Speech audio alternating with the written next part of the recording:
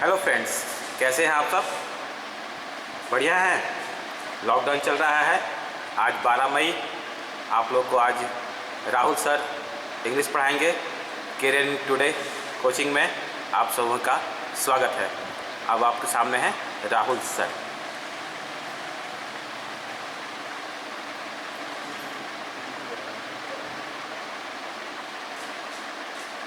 हाय guys, good morning. कैसे हैं?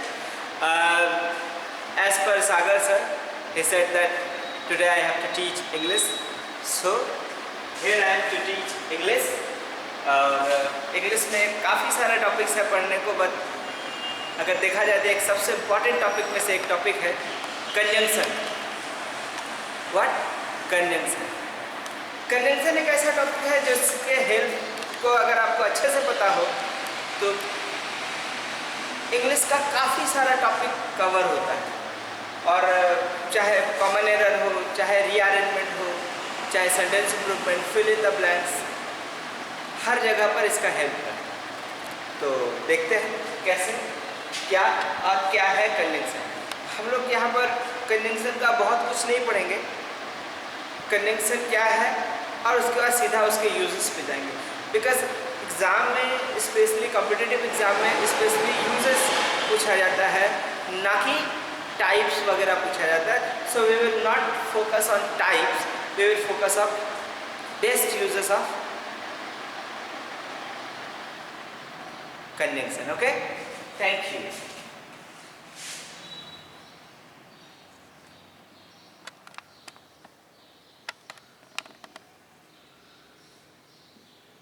Conjunction, conjunction क्या है?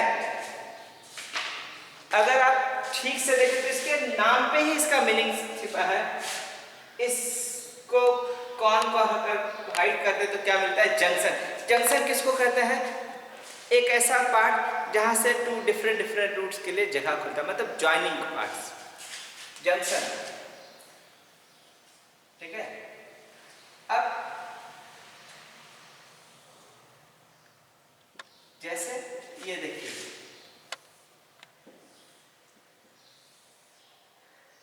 ये दोनों पार्ट यहाँ पर आकर मिलता है, सो ये एक तरह का जंक्शन है। ठीक है, मतलब इधर वाले रूट को और इधर वाले रूट को ये पार्ट जोड़ता है, इसलिए ये जंक्शन है। और कंजंक्शन भी कुछ ऐसा ही होता है। कई लोग कहते हैं कंजंक्शन ज्वाइनिंग वर्ड्स होते हैं।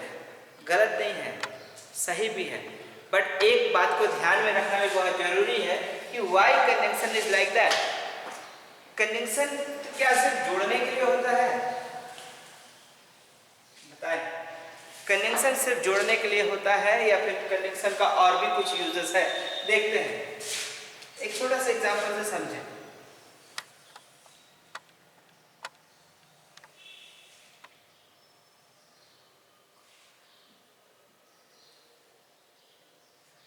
कंजंक्शन, ये पॉइंट ए है और ये पॉइंट बी है। अगर ए से बी तक जाना पड़े, we will go either this way or this. ऐसे जाएंगे या फिर ऐसे जाएंगे, बट इन द बिटवीन अगर हम ये कहें कि अगर हमको यहां से जाना पड़े तो हमें लगता है कि सबसे सही रूट अपना यही है कि नहीं? अगर इधर से जाते हैं तो देखिए, ये जो ब्रिज टाइप का दिख रहा है यही हमारा कंजंक्शन। ये जो ब्रिज टाइप का दिख रहा है यही कंजंक्शन है, और इधर से जाकर इधर जुड़ गया। इस दोनों रूट को जोड़ रहा है, तो सिर्फ ये जोड़ नहीं रहा। आप ध्यान से देखें, इधर से जाने पे जितना टाइम लगता है या इधर से, उस टाइम को ये रिड्यूस करते हैं। Why do we join the words? Because we need it. दो सेंटेंस, दो वर्ड, दो फ्रेज को जोड़ने के लिए हम लोग कंजंक्शन का यूज करते हैं। बट क्यों यूज करते हैं? ताकि वो चीजों को आसान बना दे, सेंटेंस को आसान बना दे। इसके एक एग्जांपल से देखते हैं and then we will start conjunction, use of conjunction. ऐसे देखिए, Ram is a good student. Ram एक अच्छा स्टूडेंट, ठीक है। फिर लिखता है Ram's brother are also good students. अगर आप देखेंगे तो पहले वाला सेंटेंस और दूसरे वाला सेंटेंस में क्या कहता है? पहले में कहता है राम एक अच्छा स्टूडेंट है, दूसरे में कहता है राम के सभी भाई भी अच्छे स्टूडेंट्स। अब तीसरा सेंटेंस हम लिखते हैं यहाँ पर। The third sentence that I am going to write here is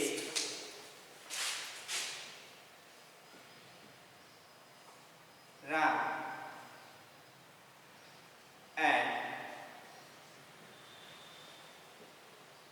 Ram's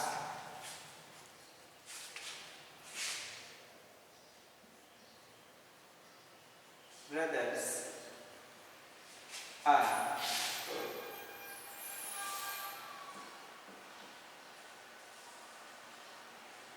good students। जहाँ दो सेंटेंस में जो बात कही गई थी, यहाँ पे वही सेंटेंस वही बात एक सेंटेंस में कही गई। क्यों? क्योंकि इस जगह पर हमको हेल्प मिला है एंड दिस इज व्हाट, यही है अपना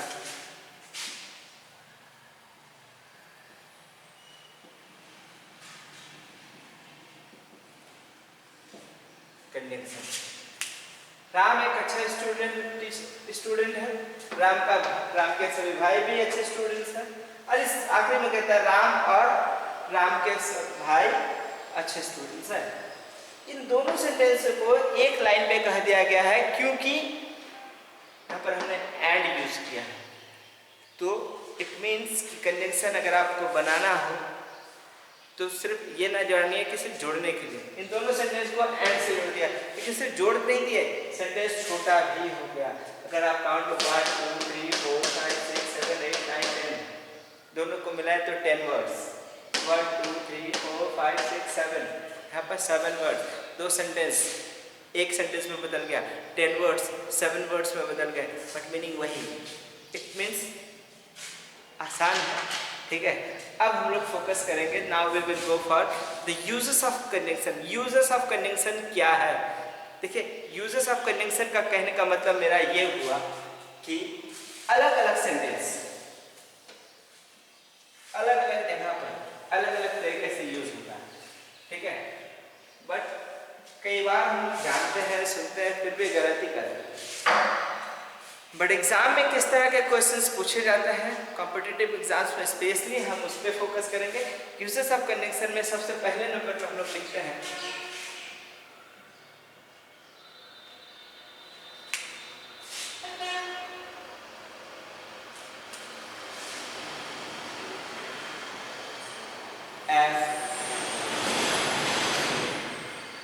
एस, दूसरा नो सूरन,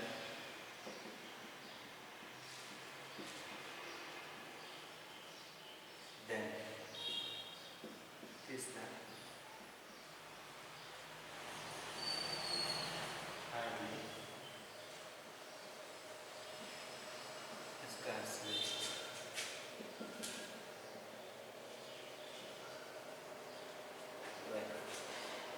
तीन चीज है यहाँ पर, no sooner than, hardly, scarcely, when, as soon as ये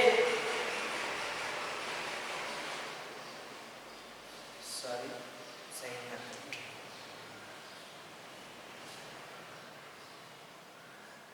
present, past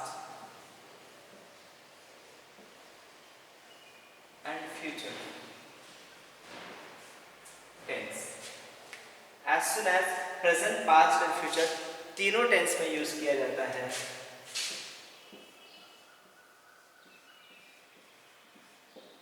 present and past tense.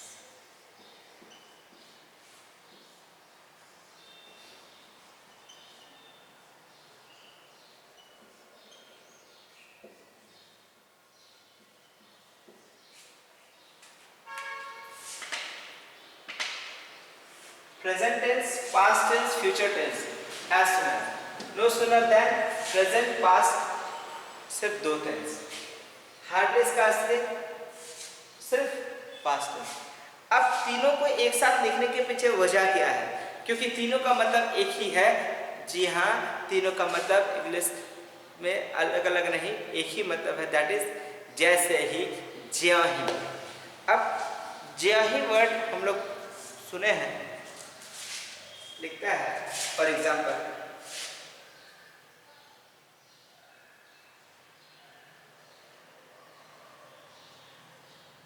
as soon as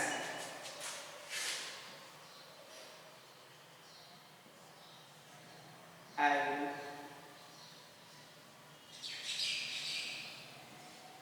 meet him,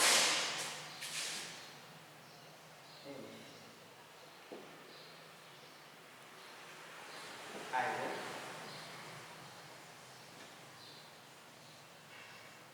call you. As soon as I will meet him, I will call you. ये sentence अगर देखा जाए, कई सारे students ऐसे होते हैं जो ट्रांसलेट करना ज़्यादा पसंद करते हैं, क्योंकि मेरे हिसाब से तो ट्रांसलेट करके पढ़ना ही नहीं चाहिए, क्योंकि एग्ज़ाम उतना टाइम अलाउ नहीं करता है। बट फिर भी जो लोग ट्रांसलेट करके बनाते हैं उनको यहाँ पर कोई गलती नहीं नज़र आएगी, क्योंकि उनके हिसाब से जैसे ही मैं उससे मिलूँगा मैं आपको कॉल करूँगा। इस सेंटेंस में अगर ये ए पार्ट है, ये बी पार्ट है, ये सी पार्ट है, and the last one is more B part, इसमें आंसर ऑब्वियसली बी पार्ट है, क्योंकि ये सेंटेंस एक्चुअल में होना चाहिए था as soon as I meet you,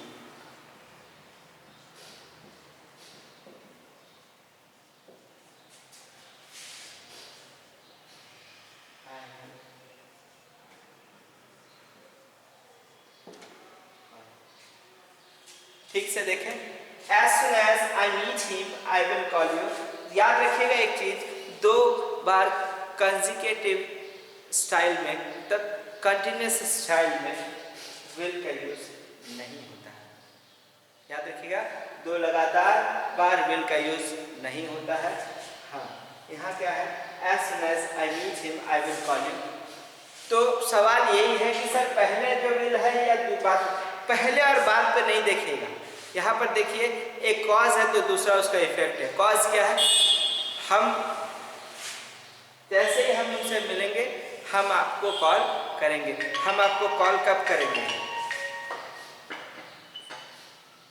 हम आपको कॉल कब करेंगे, जब हम आपसे मिलेंगे तब, मतलब जब हम उनसे मिलेंगे तभी ना कॉल करेंगे। अगर मिलेंगे ही नहीं तो कॉल क्या करेंगे? तो कॉल करना ना करना किस पर डिपेंड करता है, मिलने पर। तो ये कॉज हो गया, तो दूसरा उसका क्या होता है, इफेक्ट हो गया। तो जब हम लोग बात कॉज का करते हैं, when we talk about the cause, ये हमेशा प्रेजेंट में रहेगा, एंड रिजल्ट जो हमारा, इफेक्ट जो हमारा, वो हमारे साथ किस में रहेगा, फ्यूचर टेंस में। इस हिसाब से आप बनाएंगे, आपसे गलतियाँ नहीं होगी। और याद रखिएगा, ये जो मैंने बताया है, इस तरह का सवाल एसएससी का फेवरेट सवाल है। SSC staff selection commission, banking में भी कई बार पूछे जाते हैं, बट बैंकिंग में थोड़ा कम पूछता है आजकल, बट एसएससी में पूछेगा ही पूछेगा। So be ready, okay, thank you. अब आगे के कुछ सवाल इन्हीं के, हम बोर्ड पे कुछ एग्जाम्पल्स लिख रहे हैं, and then we will discuss.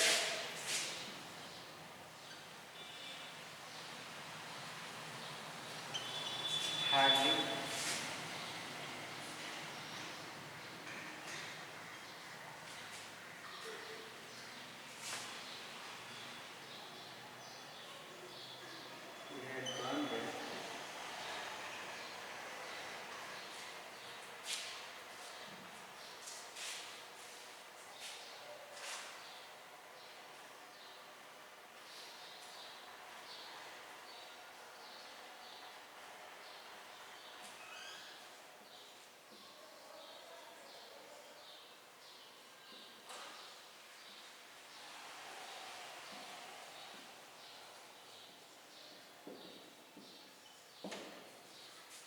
Hardly we had gone there, the boy started crying.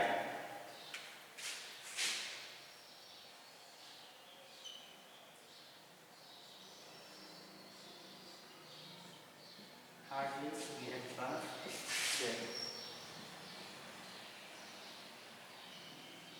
then the boy started crying.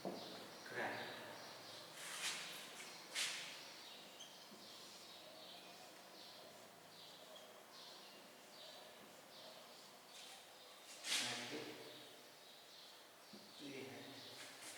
had gone there, then the boy started crying.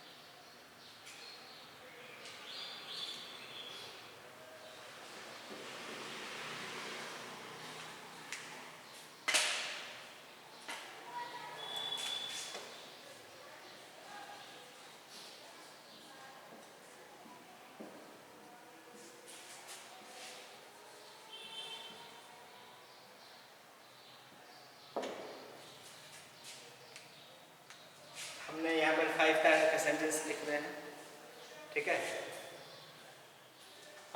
I think आपको पांचों दिख भी रहा होगा,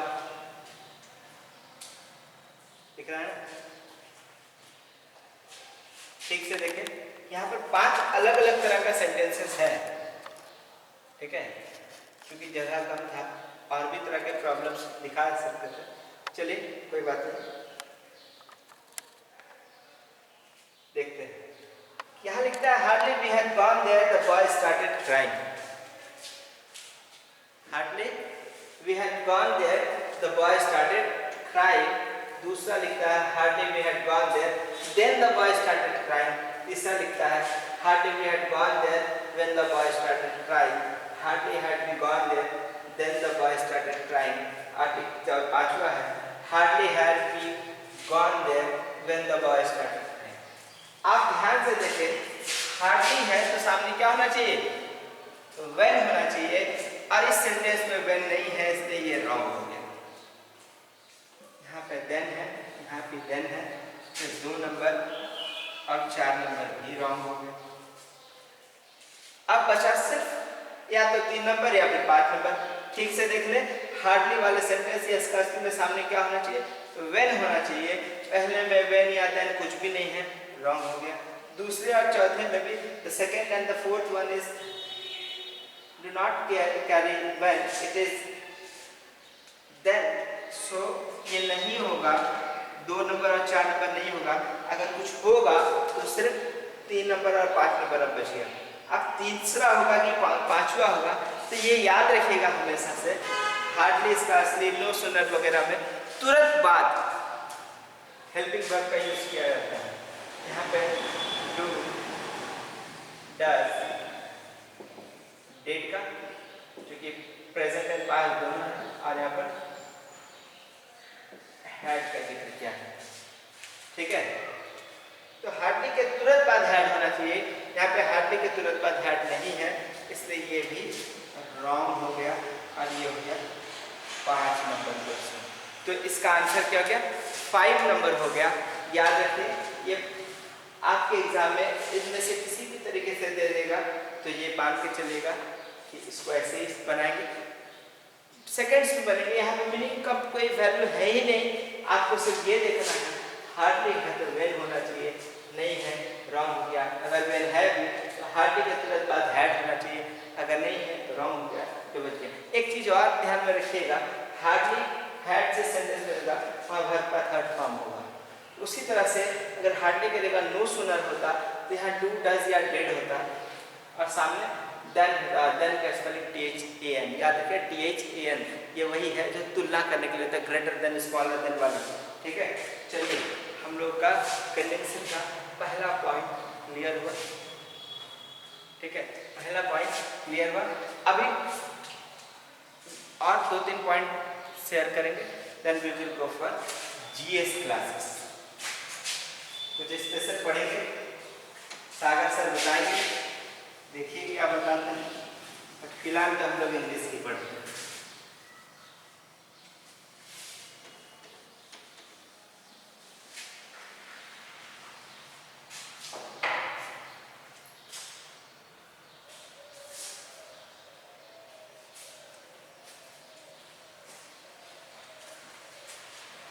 ठीक है, द फोर्थ वन,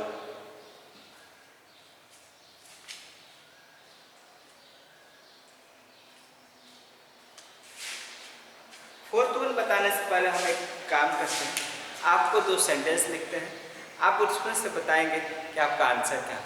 आप कुछ टाइम लेंगे अपने तरफ से 5-10 सेकेंड का, and then I will explain the answers and, ठीक है। अभी जो सेंटेंस लिख रहे हैं ये एसएससी में कई बार पूछा गया है, तो उसी का स्पेशल क्वेश्चन है।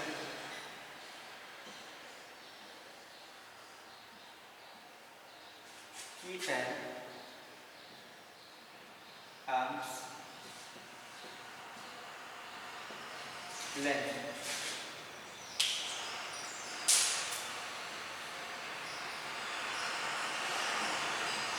less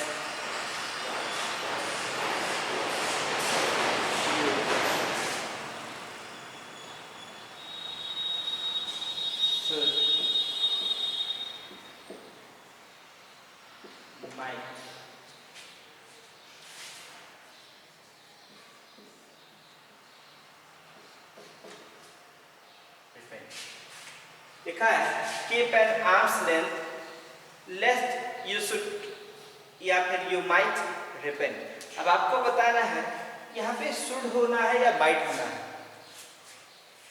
ठीक है, शुड या माइट। कुछ लोग शुड कहेंगे, कुछ लोग माइट कहेंगे। शुड लेस्ट का मतलब जान लीजिए, अन्यथा नहीं तो। कीप एन आर्म्स लेंथ का मतलब उससे दूरी बनाए रखो, उनसे दूरी बनाए रखो, नहीं तो पछताना पड़ सकता है। रिपेंट का मतलब होता है पछताना। तो यहाँ पर क्या होता है, keep an arms length lest you should oblique might repent. Option A, option B. चलिए अब हम बताते हैं एंड देन आपका आंसर अपने आप क्लियर।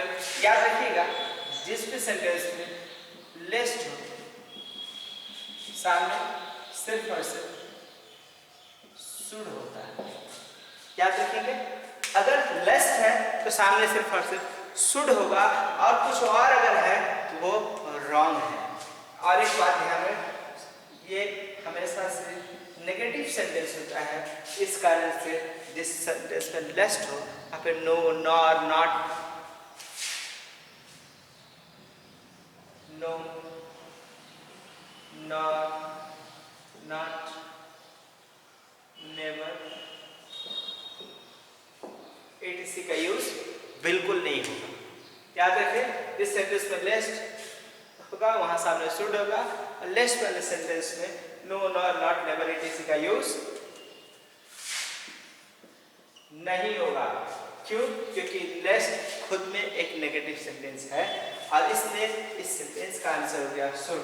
कुछ चीजें पढ़ने में मीनिंग वाइज एकदम ठीक नहीं लगे तो भी वो सही होता है, बिकॉज दिस इज ग्रामर।